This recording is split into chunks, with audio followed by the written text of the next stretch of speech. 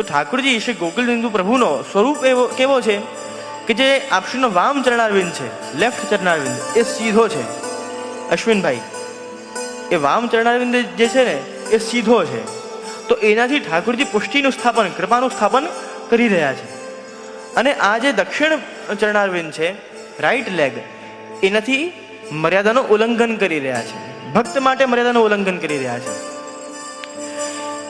મર્યાદા ઉલ્લંઘન કેવી રીતે કરે ચર્ચામાં આપણે નહીં જઈએ, પણ સ્વરૂપની ભાવનાની ચર્ચા કરીએ તો આ ભાવના છે કે વામ ચરણથી આપશ્રીએ પુષ્ટિનું સ્થાપન કર્યું છે, દક્ષિણ ચરણારવિંદથી આપશ્રીએ મર્યાદાનું ઉલ્લંઘન કર્યું છે, અને જે દક્ષિણ શ્રીહસ્ત છે એનાથી પોતાના ભક્તોને પોતાની નજીક બોલાવી રહ્યા છે.